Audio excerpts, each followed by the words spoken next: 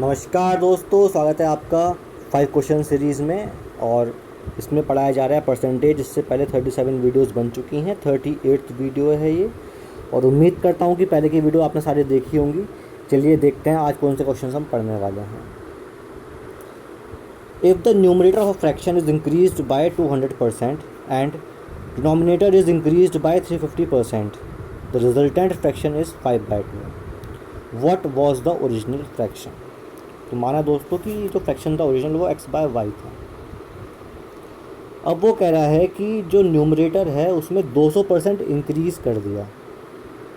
तो भाई अगर माना एक पूरी वैल्यू 100 मान लेते हैं हम, तो 100 का 200% कितना होगा? 100 + 200 हो जाएगा, नहीं हो जाएगा? एग्जाम्पल देखते हैं।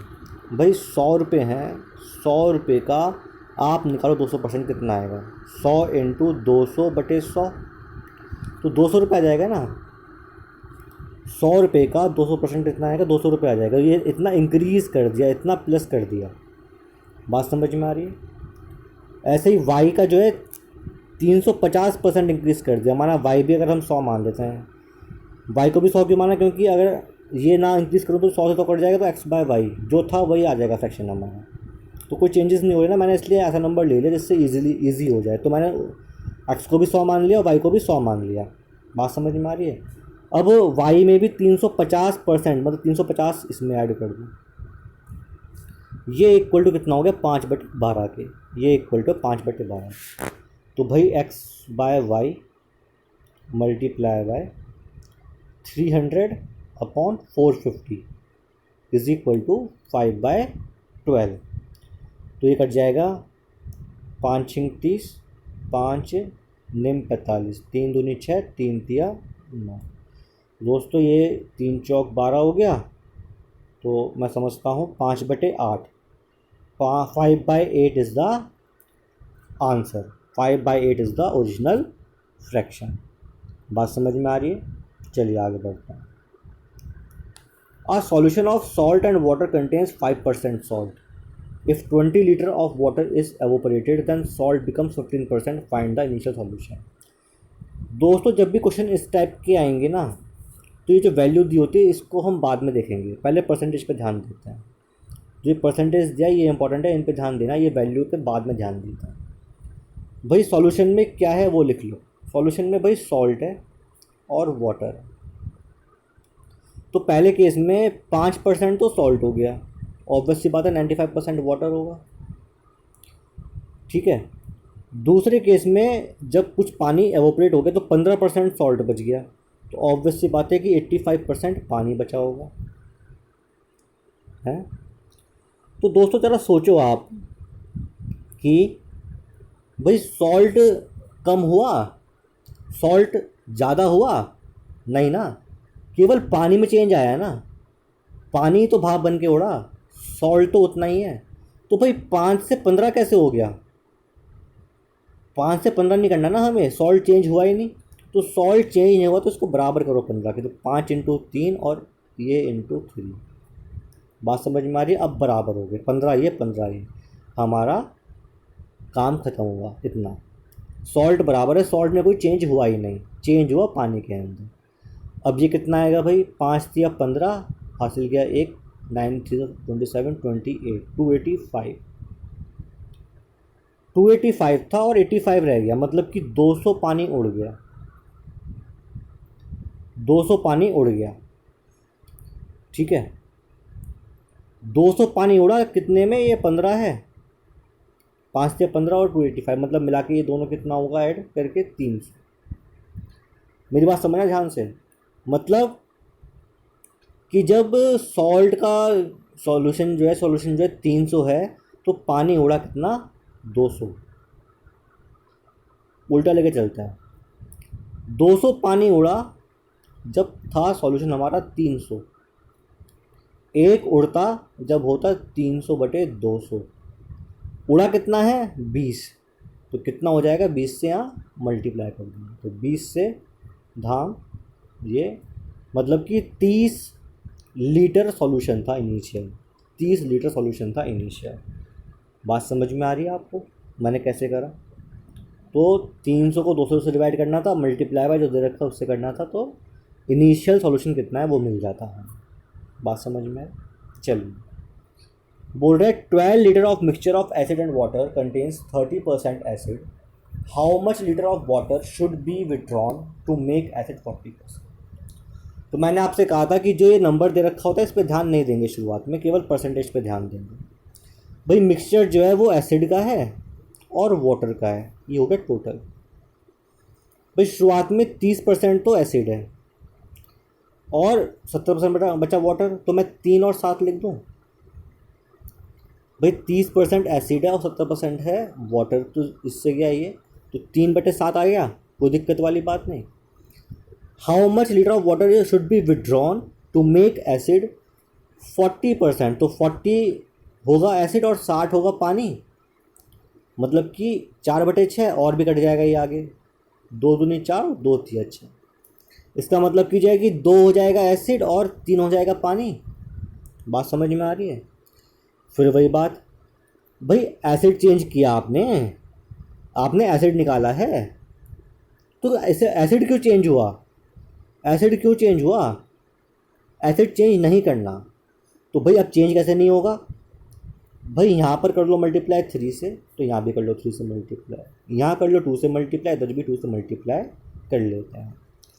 3 दूनी 6 और 3 दूनी 6 हो गया बराबर एसिड, 6 ऊपर है 6 नीचे, तो भाई कितना हो गया टोटल? 7 दूनी 14 और 6 20। ठीक है ना? आपको दिया 12 litre mixture of acid and water contain इतना परसेंट एसिड, 12% में कितना होगा? तो भाई अभी यहाँ पे देखते हैं चेंज कितना आया। ये कितना है? 14 है, ये कितना है? 3 3 9। कितना चेंज आया दोस्तों? कितना चेंज आया? 14 में से 9 गया 5, ध्यान रखना 5 चेंज आया पानी के अंदर, पहले 14 था अब हो गया 9, 5 चेंज आया। 5 चेंज कब आया? जब हमारे पास 20 लीटर दे रखा है सॉल्यूशन। बात समझ में आ रही है? 20 लीटर सॉल्यूशन दे रखा था तो चेंज आया 5 का। 1 दिया होता तो आता चेंज 5/20 का, और दिया कितना है? 12, तो इंटू 12, तो 5 चौक 20, 4 दिया 12, मतलब कि 3 लीटर पानी हमने निकाला है। 3 लीटर पानी हमने निकाला है। ये इतना बड़ा करने की नीड नहीं है, मैंने बताया आपको भाई जितना कम हुआ वो अपॉन जो आपको दे रखा है टोटल वो, और जो क्वेश्चन में दे रखा है हमें वैल्यू, वो उससे मल्टीप्लाई कर दो तो आंसर आ जाएगा। मैं इससे समझा रहा हूँ आपको, ये आपके माइंड में बैठ जाए कि आखिर ये करते कैसे हैं। इसको बोलते हैं यूनिटरी मेथड। क्या बोलते हैं इसको? यूनिटरी मेथड बोलते हैं, ठीक है ना? इसको बोलते हैं यूनिटरी मेथड। मेथड का नाम याद नहीं रखना आपको, केवल ये याद रखना है कि ये हुआ कैसे है।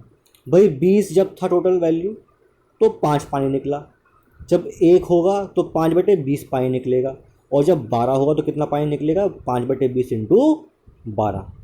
चलिए आगे बढ़ते हैं। When income of a man is increased by 6000, tax rate reduced from 18% to 15%, while in both the situation 25% of the income is tax free. Find his initial income if he paid equal tax in both the cases. Equal tax in both the cases.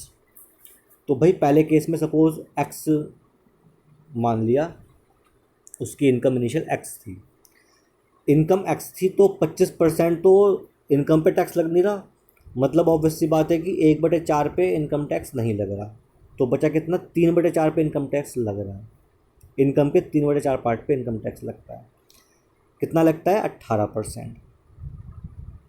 अब बोल रहा है यही income पर अगर जो है भाई 3/4 पे टैक्स लगना है, अगर यही इनकम पर टैक्स रेट कम कर दें, 15% कर देते हैं, तो उसको जो है 6,000 रुपये बच जाते हैं, उसको जो है 6,000 बच जाते हैं, या उसकी इनकम 6,000 बढ़ जाती है। तो दोस्तों ये एक्स की जगह क्या आ जाएगा? 6,000 इनकम बढ़ गई ना, ये एक्स इनिशियल इनकम थी, अब इनकम कितने हैं यहाँ पे? X plus 6,000। कितनी इनकम है? X plus 6,000। तो x into 3/4 into 18% is equal to x plus 6,000 into 3/4 into 15%। बात समझ में आ रही है?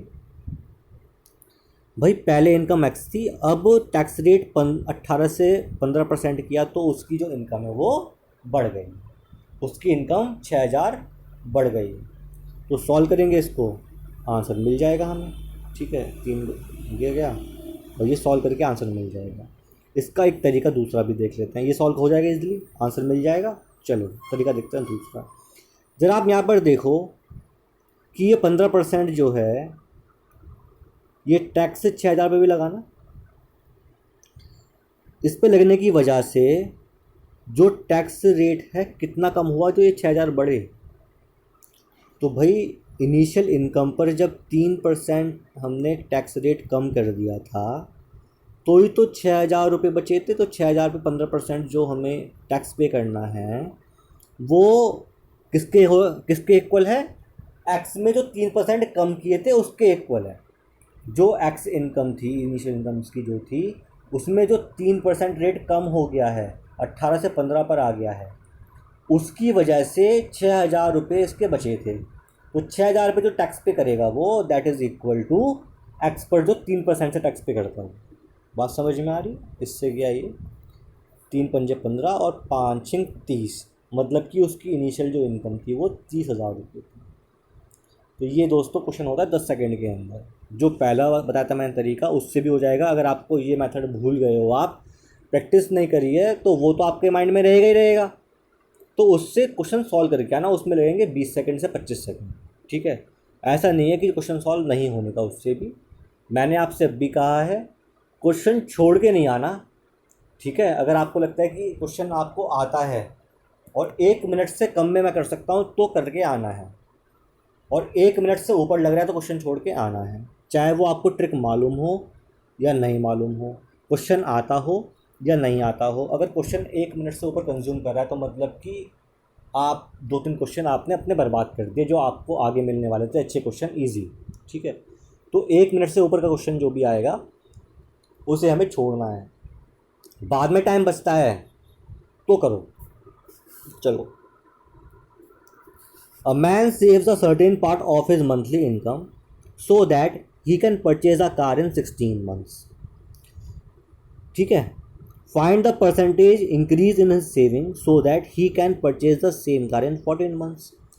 उसकी कुछ मंथली इनकम थी, ठीक है ना, और उसमें से उसने कुछ पार्ट सेव किया जिस वजह से उसने एक कार 16 महीने में खरीद ली। अब क्या हुआ, उसकी इनकम में कुछ इंक्रीमेंट हुआ, ठीक है, सेविंग में कुछ इंक्रीमेंट हुआ जिस वजह से उसने वही कार 14 मंथ्स में खरीद ली। तो बताओ कितने % सेविंग में इंक्रीज़ हुई। तो दोस्तों अब इसमें हमें इनकम तो दी नहीं है, केवल परसेंटेज में दे रखा है, तो इनकम माननी पड़ेगी। एक्स मानूँ, 100 मानूँ या कुछ और मानूँ? दोस्तों एक्स मानता हूँ तो भी दिक्कत है, क्वेश्चन बहुत कॉम्प्लेक्स हो जाएगा। 100 मानता हूँ तो भी दिक्कत है, क्वेश्चन कॉम्प्लेक्स हो जाएगा। जब भी मानो तो ऐसा नंबर मानो कि जिससे जो वैल्यू दे रखी होती है क्वेश्चन के अंदर वो कट जाए।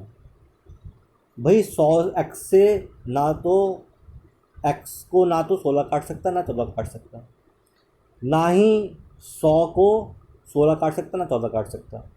तो नंबर ढूंढना ऐसा है जिसको दोनों ये काट लें, जिससे वो नंबर ढूंढना जिससे जिस नंबर को ये दोनों काट सकें, वो नंबर इन दोनों से डिविजिबल है। तो भाई 16 और 14 का एलसीएम ले लो, सबसे अच्छी बात ये है। तो इसका एलसीएम आ गया 112। कितना आ गया? 112। तो भाई पहले बार में 112 रुपये उसकी इनकम थी, 16 महीने में उसने कार खरीदी, तो मतलब कितनी सेविंग करी? 16 से हमने काटा 112 को, मतलब कि 16 7 100, मतलब पहले उसकी सेविंग 7 रुपये हर महीने की थी। अब क्या हुआ, अब वो खरीदता है 14 मंथ्स में, इनकम तो उसकी कितनी है 14 मंथ्स में, तो उसकी सेविंग कितनी हो गई? 8 रुपये हर महीने, 14 8 100। तो उसकी इनकम चेंज नहीं हो रही, उसकी सेविंग चेंज हो रही है, सेविंग बढ़ा रहा है। तो पहले सेविंग उसकी 7 रुपये हर महीने थी, अब हो गई 8 रुपये हर महीने। कितनी इंक्रीज़ हुई? 1 रुपया। कितने में? 7 रुपये में 1 रुपया उसकी सेविंग इंक्रीज़ हो गई, इंटू 100। ये आपका आंसर है, इतने % सेविंग उसकी इंक्रीज़ होगी तब जाके वो कार को 2 महीने पहले परचेज़ कर सकता है। बात समझ में आई? तो दोस्तों यहाँ पर ये क्वेश्चन सीरीज़ समाप्त होती है। सीरीज़ मतलब कि जो ये वीडियो समाप्त होती है। और कोई भी दिक्कत अगर आपको आई है क्वेश्चंस में तो मुझे प्लीज़ कमेंट में लिखिए। Comment is important for me. Comment करिए और आपको वीडियो अगर पसंद आती है तो उसको लाइक करिए, चैनल को सब्सक्राइब करिए और वीडियो को शेयर करिए अपने दोस्तों के साथ, जिससे कि वो भी इसका लाभ उठा सकें। धन्यवाद दोस्तों, आपका दिन शुभ हो।